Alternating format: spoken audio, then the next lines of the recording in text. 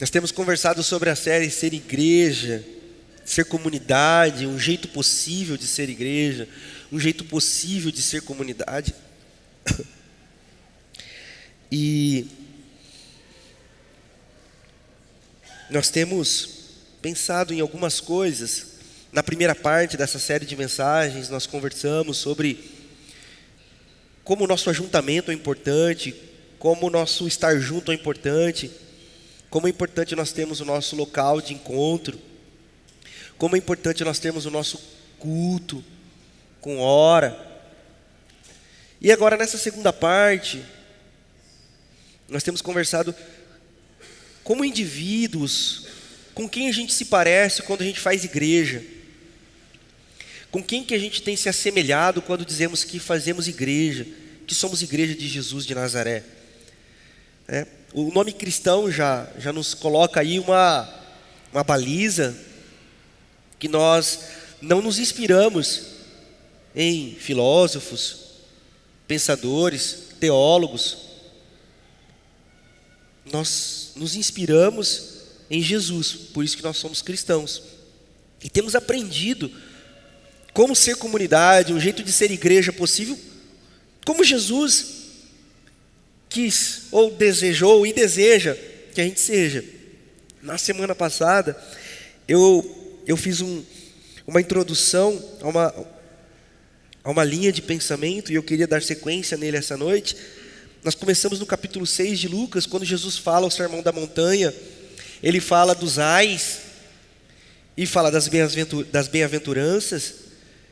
Ele dá uma aula teórica sobre o reino de Deus, ele dá uma explanação de conceitos, de perspectivas de um novo reino, o reino bondoso e generoso de Deus, como diria o Eugene Peterson. E logo depois, no capítulo 7, ele começa a praticar esse reino, curando o servo de um centurião, ressuscitando o filho único de uma viúva. E nós vamos dar sequência. Nós vamos dar sequência nesse reino prático de Jesus, nessa lição prática sobre o reino de Jesus, no capítulo 7 de Lucas, que agora chega para os discípulos de João Batista. Chega as notícias para João Batista do que Jesus estava fazendo. E o começo do capítulo 7 do Evangelho de Lucas, você vai ler isso aí. Você vai ler que os discípulos de João contaram-lhe todas essas coisas. Todas essas coisas o quê? Essas coisas da prática do reino de Jesus, do reino prático de Jesus. E quando eles começaram a perceber o reino prático de Jesus, eles perceberam que o reino de Deus divergia da expectativa deles. Por isso que o reino de Deus, e esse é o tema nosso essa noite, é ser igreja, ser comunidade dentro de uma perspectiva do reino, só que de um reino divergente. Divergente é porque ela é o contrário do quê? Das nossas expectativas locais, momentâneas, humanas. O reino de Deus, ele é divergente dessas nossas expectativas, e nós vamos ver isso. Nós vamos ver isso. Enquanto eu estudava, enquanto eu pensava essas coisas, eu me recordei de um episódio que eu já contei aqui, mas eu acho que faz muito tempo, e eu queria contar de novo. Uma vez eu estava no mercado, e aí eu estava lá escolhendo melão. Estava lá na banca de melões. E eu vi um cara com melão. O cara colocou o melão aqui no pé do ouvido, assim, irmãos, e batia no melão. E eu sou muito curioso. Toda vez que eu vejo alguém fazendo uma coisa diferente, eu vou perguntar o porquê que está fazendo aquilo, que eu quero aprender também. Quando o cara levanta o meu carro, eu entro de baixo para perguntar as peças. Acho que os caras não gostam. Putz, lá veio o curioso. E eu vi esse cara, eu aprendi a comprar cebola assim, aprendi a comprar as coisas que eu vou perguntando. Eu falei assim, pô, esse cara sabe comprar melão. Normalmente eu erro na hora de comprar um melão. Aí o cara lá, aí pegava. Eu falei assim, ô chapa, o que é isso aí? Então, é uma técnica aí para saber se o melão tá bom, se não tá. Ele falou assim, não, Eu sempre vi as pessoas fazendo, eu faço também. Eu falei, mas você não serve para nada? Não serve para nada? Não, não sei, é que eu vi o pessoal fazendo, eu faço também. Quanto tempo? Não, eu sempre fiz. Falei, Deus me livre. Cara louco, velho. E tá cheio de gente assim na igreja. Faz igreja porque sempre fez, vai na igreja porque sempre foi, acredita nas mesmas coisas a vida inteira. Por quê? Não, não sei. Me falaram uma vez e a gente sempre foi acreditando. Jesus, ele chega e pergunta assim, por que vocês estão pegando o melão desse jeito? A gente vai falar assim, porque a gente nos ensinaram. Mas melão não olha assim. Jesus chega e inverte toda a nossa lógica do sempre foi assim, mas sem propósito, sem motivo, sem razão. Porque é verdade, tem gente que acredita muito nas mesmas coisas. E que Deus abençoe todo mundo que acredita. Mas chega uma hora, na vida de algumas outras pessoas, que fazer as mesmas coisas cansam. Começamos a refletir, começamos a ver e falamos, não faz sentido ficar repetindo as mesmas coisas para ter os mesmos resultados. E só porque a gente tem uma fé aí, então a gente vai fazendo. A vida da igreja é a mesma coisa. Ela é como o cara que pega melão. A gente pode se perguntar por que a gente está fazendo isso e ressignificar as coisas. Porque o reino de Deus, ele vem para confundir a gente que tem escolhido o melão, mas sem saber o porquê está escolhendo o melão. É verdade. O reino de Deus e as palavras de Jesus confundia muita gente. Deixava o pessoal meio atordoado. Porque na hora que os caras achavam que tinha entendido Jesus, Jesus fala assim, não é assim. Pode ver, quando o cara chega e fala assim, ó, Jesus, bom mestre, e Jesus fala assim, por que você me chama bom? Aí em outro texto Jesus fala assim, ó, não, eu sou o bom pastor. Mas você é bom ou você não é? Cuidado, o diabo anda ao redor como um leão procurando vos tragar, é ou não é? Mas aí também ele é conhecido como o leão da tribo de Judá. Então, você é quem? Você é isso? É o mestre dos magos? Você é o vingador? Quem que você é? Por quê? Porque Jesus ele nos deu um dom maravilhoso, que é o que nos diferencia de todas as demais criações dele, que é a capacidade de raciocinar, de refletir e de dar sentido e significado. Então, esse significado está em discernir esse reino de Deus, em discernir essa perspectiva que Jesus traz e irmos encontrando esse caminho de se parecer com Jesus, esse caminho de ser a imagem e semelhança de Jesus, esse caminho de poder dizer de verdade, eu sou cristão. Por quê? Porque você se parece com Jesus. Mas se a gente não sabe o porquê faz as coisas que nos torna cristãos, se a gente não sabe quais são os caminhos que a gente anda por ser cristão, qual é o sentido de querer ser parecido com Jesus? A resposta é, muita gente faz isso só pelo simples fato de ter medo de ir para o inferno. Então vivem com medo. E essas pessoas são facilmente manipuladas pela religião. Por quê? Porque o medo aprisiona, o medo condiciona. E todas aquelas coisas que eu já falei para quem é da Bíblia já desde quando eu cheguei. Eu não quero me ater muito tempo nisso aqui. Eu sei que então Jesus ele começa a dar a aula prática dessa perspectiva do reino de Deus, dessa nova forma agora de ser reino de Deus. E os discípulos de João Batista, chegam para ele e falam assim, você é você mesmo? Ei, você, é você mesmo? Lógico que sou eu, seria quem? Mas João mandou perguntar isso. João estava com dúvida. Mas espera aí, nós sabemos da história que João batizou Jesus, sim ou não? João Batista batizou Jesus. E o que João Batista diz quando vê Jesus apontando no caminho: eis o Cordeiro de Deus que tira o pecado do mundo. Só que é o mesmo João que agora diz a você: ei, você é o Messias mesmo? É o mesmo João que, quando estava ainda na barriga de Isabel, e Jesus na barriga de Maria,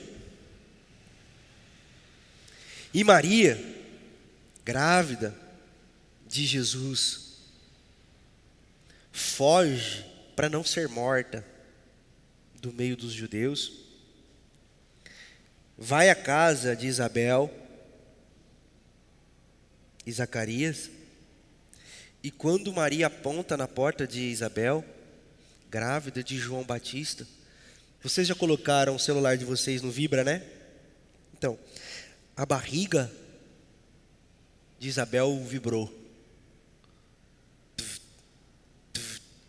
E Isabel proclamou a adoração: do que devo a honra de receber a mãe do meu Senhor e Salvador. E o coração de João Batista se alegrou. E ao ouvir esse cântico de adoração, Maria, que estava muito amedrontada, porque imagine uma jovem virgem, grávida, perigando ser morta, apedrada por adultério. Ao ouvir a voz e a testificação de João, se alegrou em seu coração. E Jesus saúda também João Batista na barriga de Isabel.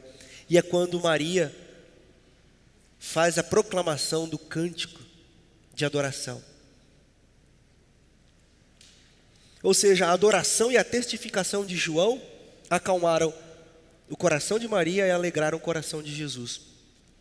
Por que é isso? O que isso tem a ver, pastor? Isso tem a ver porque agora esse mesmo cara mandou os truta dele, os amigos dele, os chapa dele, os caras que eram fechados com ele: vai lá ver se esse cara é o Messias mesmo. João estava duvidando da voz profética de Jesus. O mesmo João que apontou: eis o Cordeiro de Deus que tira o pecado do mundo. O mesmo João que pregava dentro da tradição dos ermitões, lá da tribo de Elias, que se vestia com simplicidade e se alimentava de mel silvestre.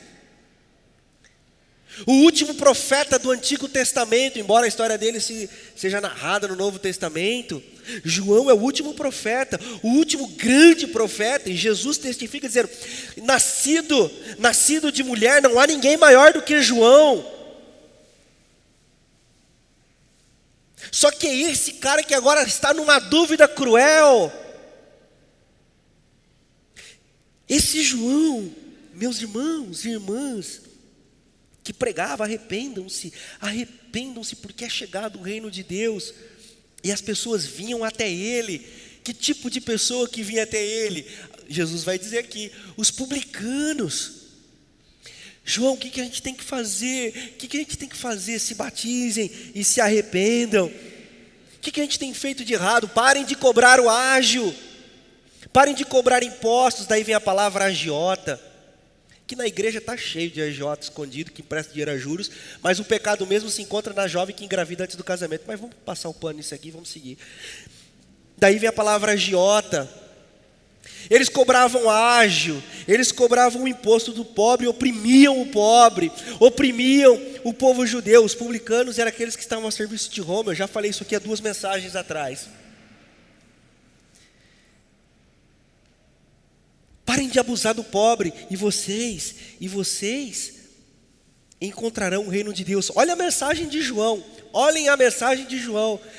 Os guardas vinham para João e falavam assim: João, eu me arrependo. Você se arrepende? Então não forme milícias, não entrem para milícias, não aceitem suborno, não aceitem, se arrependam, protejam o povo. Os guardas ouviam de João. Olha que mensagem. É antigo esse negócio de milícia. É antigo, pessoal, não é novo. Nada novo debaixo do céu. Segue o jogo. Os ladrões Os ladrões chegavam para João: João, eu me arrependo. Então para de roubar e devolva. Não adianta ficar dizendo que não fez. Se arrependa, se arrependa, se arrependa, se arrependa e devolva. Foi assim que aconteceu com Zaqueu. Tudo que roubei eu vou devolver 4 vezes mais, e todo o meu lucro, toda a minha fortuna eu vou dividir com os pobres. Essa era a mensagem de João.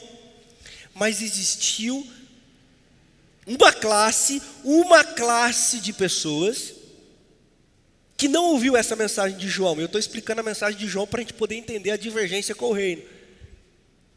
Aí chegaram os fariseus. Quem que eram os fariseus? Os conservadores, os tradicionais, os que mais sabiam de Bíblia, os que sabiam tudo de teologia e tudo de doutrina. Jesus vai dizer assim: ó, esses caras não ouviram João. E quando foram perguntar para João: João, o que você está falando aí? João olhou para eles e disse assim: raça de víboras, serpentes do deserto. Na nossa tradução de hoje é jararaca, seu traíra. Esse tipo de grupo não ouviu a mensagem de João.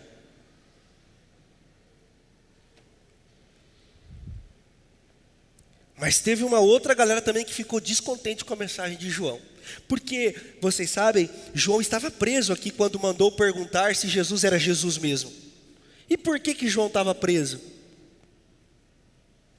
João estava preso porque ele denunciou um esquema no meio dos Herodes. Herodes não é um nome, não é um substantivo próprio. Herodes é um cargo. E os Herodes, tinham vários Herodes. E o Herodes Mor estava saindo com uma das mulheres do Herodes Menor. E João acabou com a farra, denunciou, falou: ó, estão pegando a tua mulher aí, bicho. Deu ruim. Essa mulher, que alguns teólogos, pensadores das Sagradas Escrituras vão dizer que estavam concubinando para tomar todo o governo, ficou muito brava. E ela tinha uma filha jovenzinha chamada Salomé. E ela dançava muito bem, toda faceira, saca? E o Herodes taradão ficou maluco ao vê-la dançando. E ele disse: eu a quero para mim. E a mãe, ao perceber o desejo de Herodes por ela, disse assim: para tê-la, você tem que me dar a cabeça de João numa bandeja. Aí, meu irmão, quando entra em jogo um desejo com a ética, o desejo prevalece sempre. E foi assim que João foi decapitado e foi morto. Enfim, boa noite a todos. Deus, estou brincando. Aí,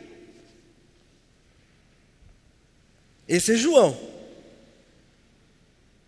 E agora, vocês podem então ter uma dimensão da angústia que João estava na prisão, e a esperança dele de que Jesus o libertasse, porque ele era o Messias, o libertador, o ungido de Israel, aquele que acabaria com a opressão que o seu povo sofria do Império Romano. E João, na sua angústia, João, naquele calabouço frio, fedido, solitário, ele diz: meu Deus, quando vai acontecer a revolução? Quando que nós vamos tomar o poder? Quando que nós vamos chegar na cabeça para que eu saia daqui desse lugar? Não vai acontecer não. Cadê o Messias? Eu batizei esse cara. Eu testifiquei, eu disse que eu não era digno de amarrar as sandálias dele. Cadê ele que eu estou aqui ainda? Eu vou morrer. E nessa angústia ele fala assim: vai lá ver, vão lá, vejam se é ele mesmo, o Messias. E aí a gente chega aqui então no capítulo 7 de Lucas. Os discípulos de João contaram-lhe todas essas coisas. chamando 2 deles, enviou-os ao Senhor para perguntarem: és tu aquele que haveria de vir? Ou devemos esperar algum outro? A revolução não vai começar, não?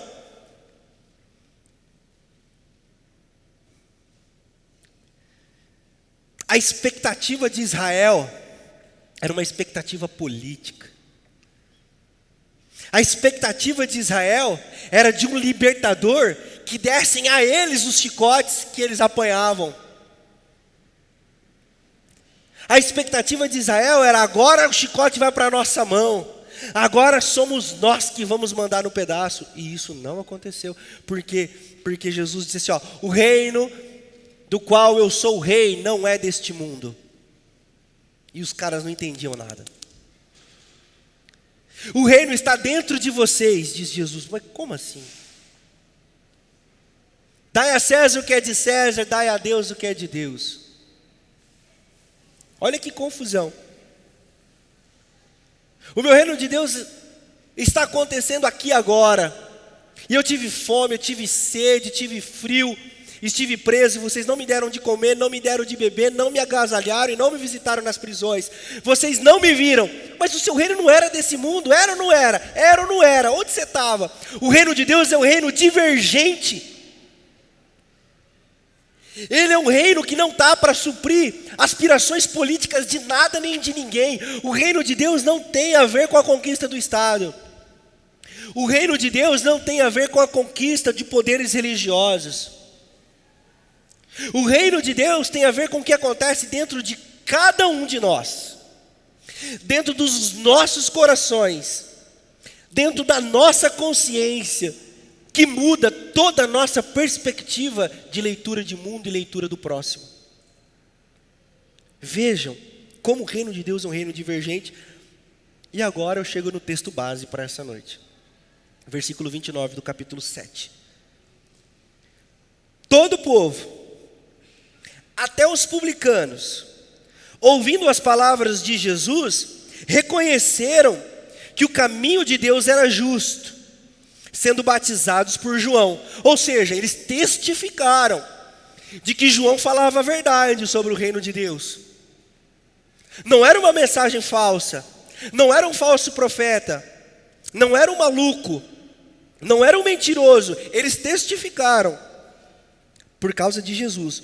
Mas os fariseus, versículo 30, e os peritos na lei rejeitaram o propósito de Deus para eles, não sendo batizados por João. Existia uma classe, um tipo de gente que não aceitou a mensagem de Jesus e nem a de João. A que posso, pois, comparar homens dessa geração? Prosseguiu Jesus. Com que se parecem? São como crianças que ficam sentadas na praça e gritam umas às outras: nós lhe tocamos flauta, mas vocês não dançam. Cantamos o lamento, mas vocês não choram. Isso aqui ele estava assim, crianças mimadas, querem atenção o tempo todo, querem ser o centro de tudo o tempo todo. É isso que Jesus está falando aqui. Aí depois ele continua, versículo 33. Pois veio João Batista, que jejua e não bebe vinho, e vocês dizem: ele tem demônio. Está vendo? Cuidado. A palavra exorta. Eita, corta essa parte. Veio o Filho do Homem, comendo e bebendo, e vocês dizem: aí está um comilão e beberrão. Amigo de quem? De publicano e pecadores. Mas a sabedoria é comprovada por todos os seus discípulos. Amém. Que texto sensacional. O reino de Deus é um reino divergente, ele não supre as expectativas humanas de ninguém. Ele transforma a vida humana de todo aquele que se permite ser encontrado por esse reino de Deus. E fica claro para nós aqui que existe um tipo de perfil, um perfil de pessoas, um caminho que nós não devemos seguir, que é o caminho dos fariseus, dos peritos da lei, dos religiosos. Porque senão a gente vai ter dificuldade para encontrar o caminho de Jesus. E tem um caminho que a gente tem que seguir, que é o caminho de abraçarmos os pecadores, de abraçarmos aqueles que sofrem, de abraçarmos aqueles que padecem. Ou seja, da gente se abraçar um ao outro. E nesse abraço, nós seremos encontrados. E quando o reino nos encontra, nós começamos a ver Jesus, nós começamos a falar como Jesus, nós começamos a pensar como Jesus. É por isso que quando nós encontramos o reino de Deus, nós nos tornamos cidadãos de um novo mundo. Onde é esse mundo, pastor? Aqui. Mas não era para ser novo? É novo porque começa a partir de dentro de mim, se forma a partir de mim. Não é um local, não é um CEP, não é uma roupa, não é um endereço, mas agora é um novo cosmos. Qual cosmos? O cosmos inaugurado por Jesus de Nazaré, que inundou o meu ser, e agora eu estou mergulhado nele. Então agora o mundo se faz novo a partir de mim.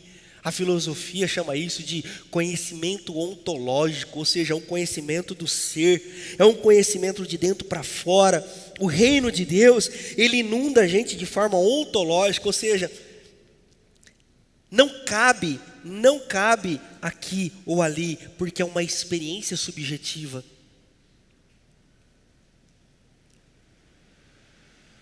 Então, quando nós procuramos o reino de Deus em Messias que vão salvar a pátria e o mundo,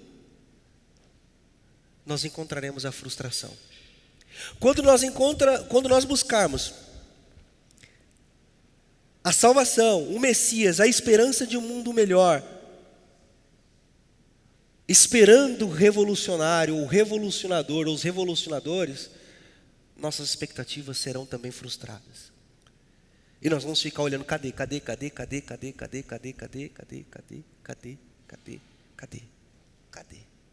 Alguém viu? Cadê? Mas não era para ser? Passou. Por quê? Porque o meu reino não é deste mundo. O meu reino não está aqui nem ali. O meu reino não pertence a ninguém. O meu reino está dentro de vocês e vocês não estão percebendo isso.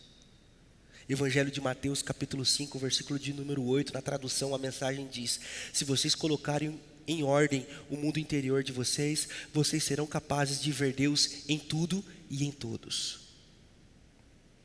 Enquanto nós começarmos e continuarmos a bater cabeça por causa de uma expectativa de um jeito e por causa de uma expectativa do outro jeito, nós não vamos encontrar. Nós simplesmente vamos testificar que o reino de Deus é divergente mesmo. Só que ver mesmo a gente não viu. Viver mesmo a gente não viveu. Desfrutar mesmo a gente não desfrutou. Por quê? Porque a gente estava procurando nos locais errados, do jeito errado, na perspectiva errada. Então, essa palavra de Jesus, principalmente a partir do versículo 33, diz assim: vocês estão com as perspectivas erradas. Por quê? Veio João falando de arrependimento, veio João falando de conversão, e vocês entenderam como? Vocês entenderam que era parar de beber, vocês entenderam que era parar de comer, vocês entenderam que era parar de fazer as coisas. Não entenderam nada. Aí vem Jesus que come e bebe. E vocês dizem: não pode ser, liberal demais. Como assim ele anda com esse monte de gente ruim? Como assim ele não prega de terno? Como assim ela não usa coque? Como assim vocês não vão de saia? Como assim vocês não têm nome de nudismo? Como assim lá pode tudo então? Que sei o que lá. Vocês não conseguem enxergar nada. Se é de lá vocês não enxergam, se é de cá vocês não enxergam. Por quê? Porque vocês são perdidos. São perdidos. É por isso que vocês fazem ídolos. É por isso que vocês são facilmente enganados, porque vocês querem ídolos, vocês querem superstars, vocês querem messias de vocês, e aí vocês não encontrarão a messianidade em ninguém de carne e osso, porque em carne e osso o maior foi João, e ele já escafedeu-se, ele já morreu. Então nós só temos um nome a quem clamar como Messias, nós só temos um nome a quem clamar como salvação, o nome de Jesus de Nazaré, sobre tudo e sobre todos. Não há outro nome a qual nós devemos clamar para sermos salvos.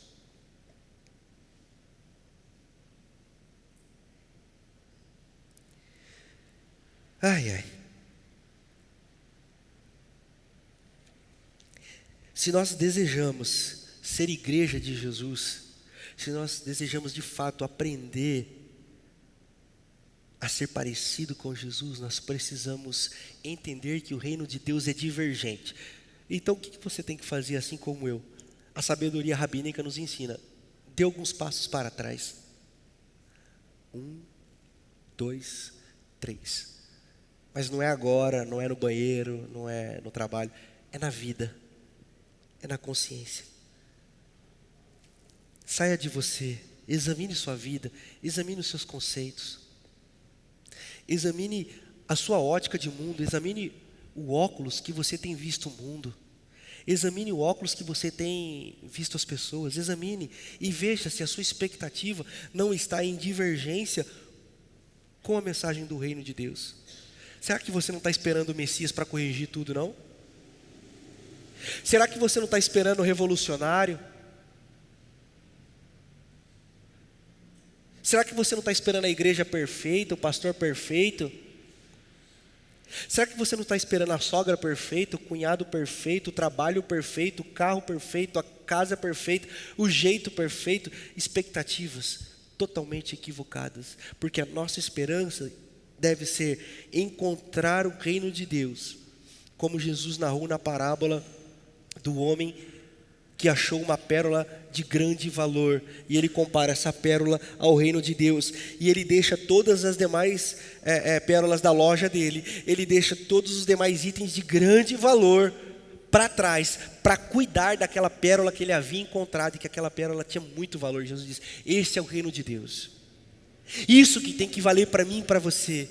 O que Jesus fala, o que Jesus ensina, o que Jesus deseja, isso deve ser o nosso fator de ebulição da vida dentro de nós. Ela deve ebulir, ela deve queimar, ela deve borbulhar ao ponto de sair pelas nossas palavras, sair através dos nossos olhos, dominar os nossos ouvidos. Para quê? Para que tudo que a gente faça, quer comamos, quer bebamos, façamos para a glória de Deus. Não foi isso que disse o apóstolo Paulo? Agora já não sou eu mais quem vivo, agora Cristo vive em mim. Do que o apóstolo Paulo está falando? Será que ele está falando de não cantar mais Jota Quest? Será mesmo que ele está falando de a gente se prender a essas pequenas coisas de tatuagem? Meu Deus, Deus me livre dessas discussões. Jesus não dá mais tempo para essas coisas, não tenho mais tempo para essas coisas. Rubem Alves vai dizer: olha, a minha alma tem pressa, eu tenho sede, eu cansei de rótulos, minha alma quer essência, pelo amor de Deus. Essência, conteúdo, o que vale a pena nós conversarmos, vamos conversar, mas meu irmão, minha irmã, o que não vale a pena, que Deus nos livre, amém.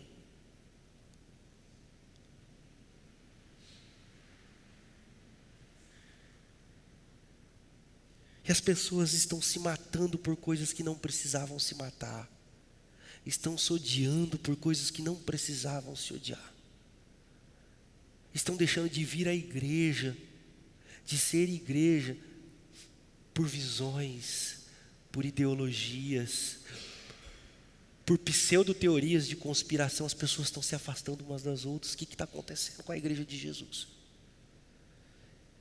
O Messias dela já não é mais o Jesus de Nazaré, o que andava com fariseus, o que andava com publicanos e pecadores. O Messias da igreja já não é mais o homem bom de Nazaré, mas agora é o cara que imposta a voz, é o cara que joga a vida para cima, é o cara que faz o coach gospel. Esses dias me mandaram um negócio no Facebook: coach evangélico. Eu falei: como assim, irmão? Coach evangélico? Coach evangélico? Eu falei: meu Deus, e só tem essas coisas porque tem público. Se não tivesse público, não tinha essa. Coach evangélico. Aí eu falei: rapaz do céu. Eu às vezes, com os meus irmãos mais próximos, às vezes eu compartilho algumas coisas que chegam nas minhas redes sociais. Eu não compartilho tudo, porque senão nós só ficamos fazendo isso o dia inteiro. Mas chega cada coisa para mim nas minhas redes sociais que eu falo assim: não é possível que essa moça frequente uma igreja e que fala de Jesus e que crê em Jesus. Não é possível. Assim, eu falo assim: não, como? Tipo, meu Deus, Eu falo, que Deus me livre de um dia encontrar com essa, porque eu tenho medo, começa a dar até um certo medo. Eu falo, já pensou se eu encontro com essa pessoa na rua? Ela me dá um soco na cara. Na minha oração eu falo assim, Jesus, vem ver aqui os teus filhos, de alguma coisa deu errado. O Senhor é o Pai, o Senhor que corrige, está lá em Hebreus capítulo 11. Então, por favor, desce aí e resolve o quê? Esse negócio da vara, Hebreus capítulo 12, 11, né? 12. Não sei, resolve, porque olha, está difícil. Por quê? Porque acharam que agora eles possuem o reino de Deus na mão deles, e eles dizem, o reino de Deus é isso aqui, agora nós vamos colocar, agora vocês vão ver o que é o reino de Deus. Teve um dia que disse assim, nós vamos tacar o terror no mundo em nome de Deus. Eu falei, como assim tacar o terror no mundo em nome de Deus, irmão? Não, vamos tacar o terror em nome de Jesus. Eu falei, vai na paz. Nessa marcha, eu não vou. Me desculpa. Dessa eu estou fora. Então, nós nos iludimos. Nós perdemos a beleza da vida.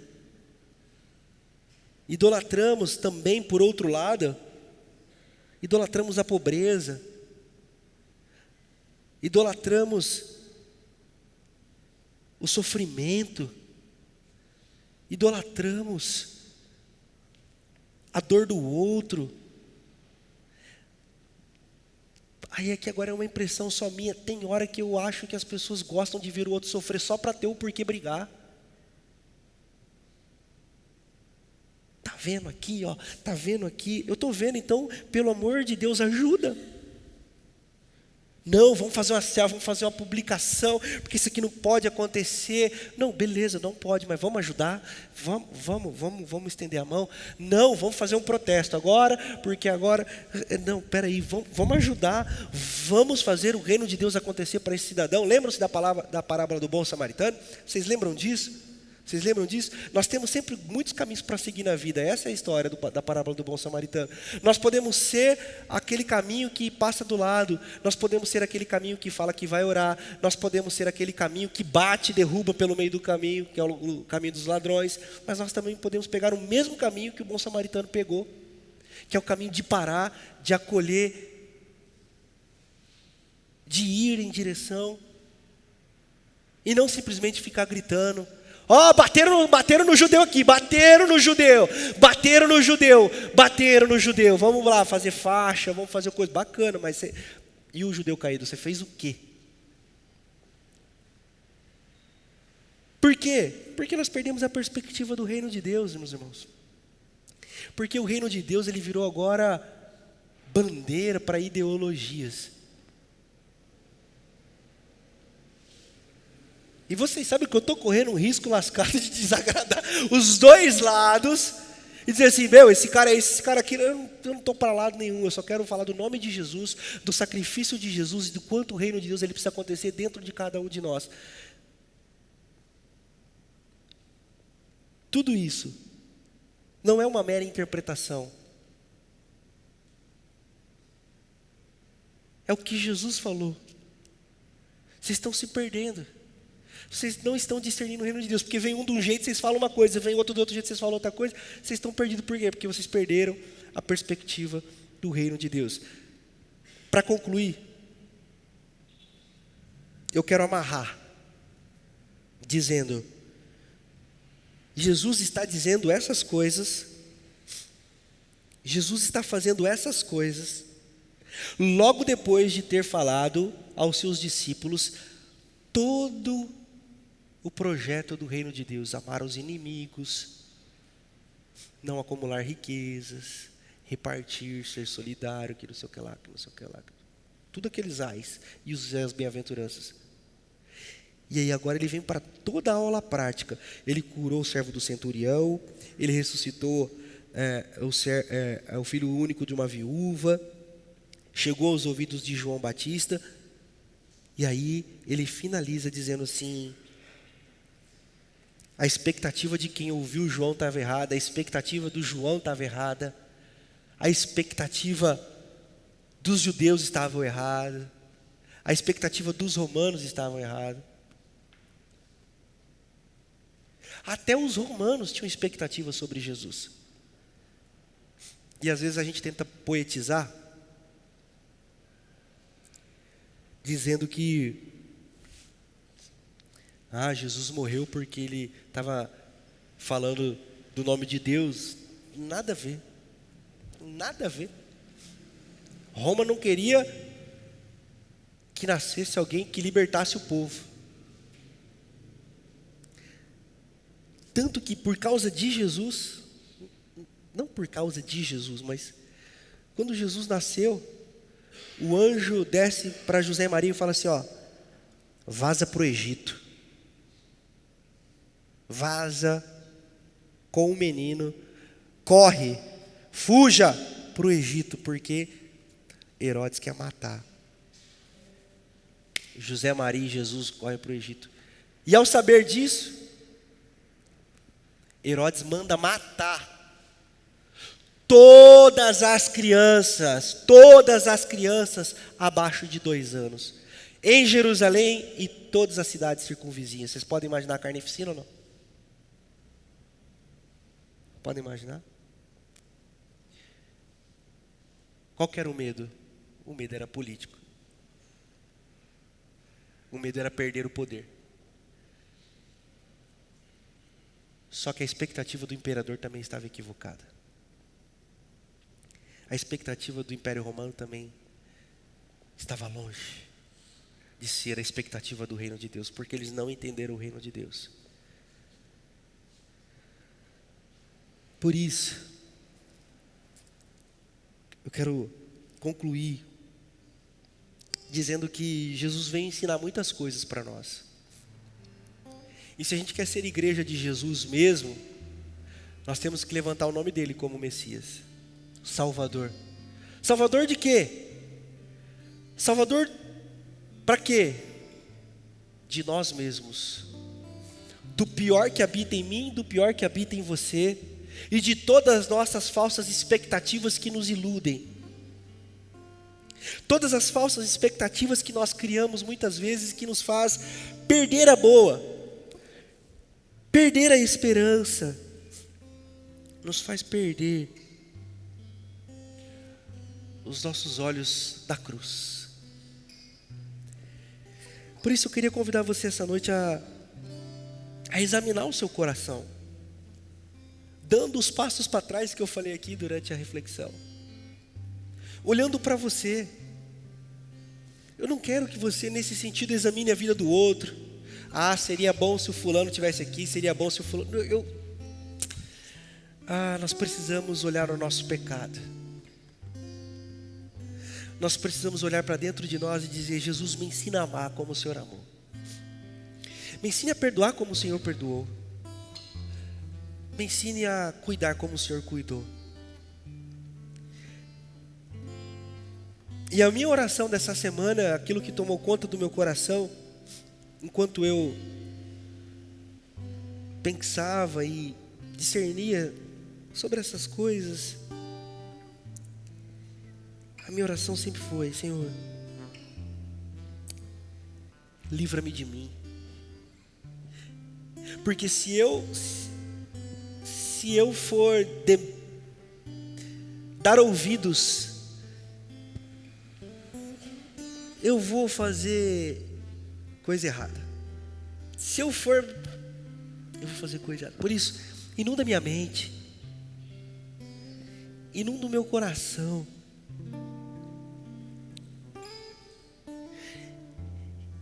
E aqui eu queria contar uma coisa para você. Ele vai falar lá na sua consciência, junto com essa voz que é você mesmo.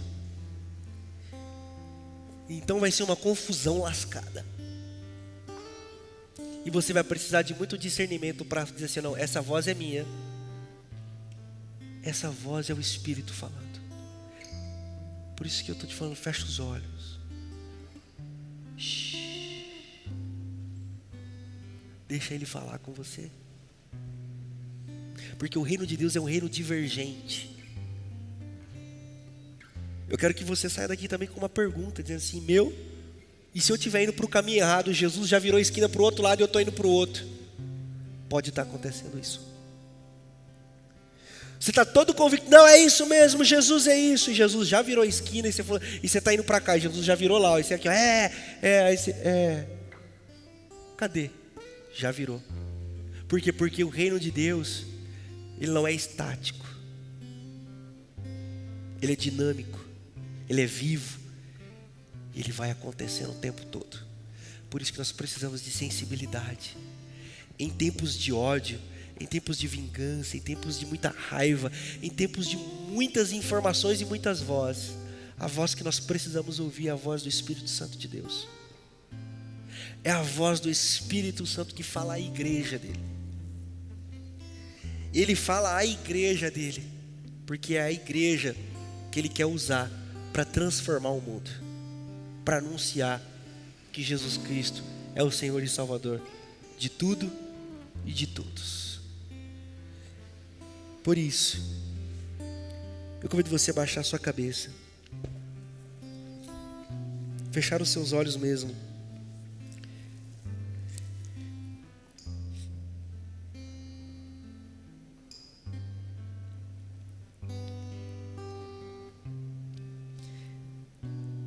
Evangelho de Lucas, capítulo 8, diz que, no versículo 10, apenas ouça: a vocês foi dado o conhecimento dos mistérios do reino de Deus, mas aos outros falo por parábolas, para que vendo, não vejam, e ouvindo, não entendam. Discernir é preciso. Jesus está dobrando as esquinas,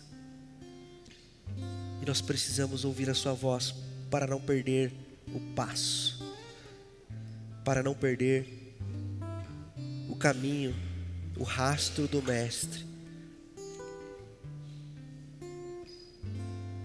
como discípulos dele. Por isso eu queria orar por você. Você que está percebendo o reino de Deus acontecendo, e que está vendo, e que está ouvindo e entendendo. É porque Jesus está revelando para você mistérios do reino dele. E se você não tem entendido, eu convido você a pedir. Porque quem pede, recebe. Eu convido você a buscar, porque quem busca, encontra. Eu convido você a clamar, porque quem clama é abençoado. E não é com coisas, é com os mistérios do reino de Deus acontecendo agora.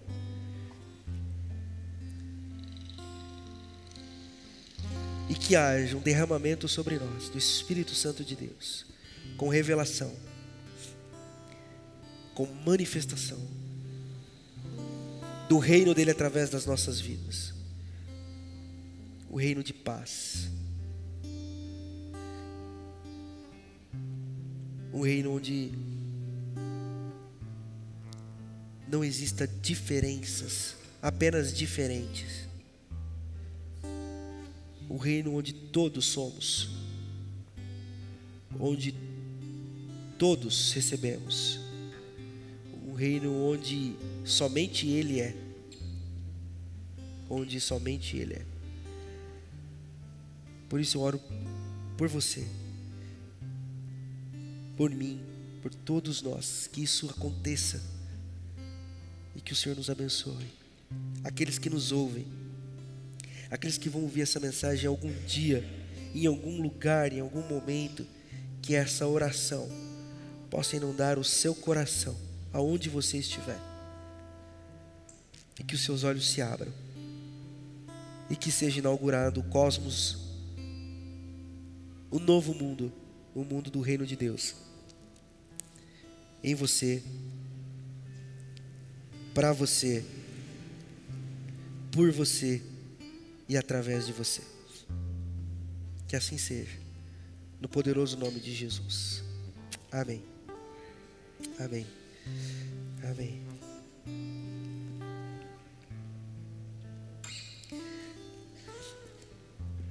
Há uma pequena parábola judaica que diz que o discípulo deve andar tão próximo ao mestre, ao rabi, ao ponto de não dar tempo da poeira cessar. Ou seja, por onde o mestre passa, ele levanta a poeira. O discípulo tem que estar tão perto para não dar tempo da poeira baixar. Ou seja, a gente tem que andar bem próximo. Ande bem próximo de Jesus. Não deixa a poeira baixar. Que na hora que a poeira baixar, ele pode ter virado a esquina e você perdeu. Ande próximo, bem coladinho com Jesus. Que assim seja, amém.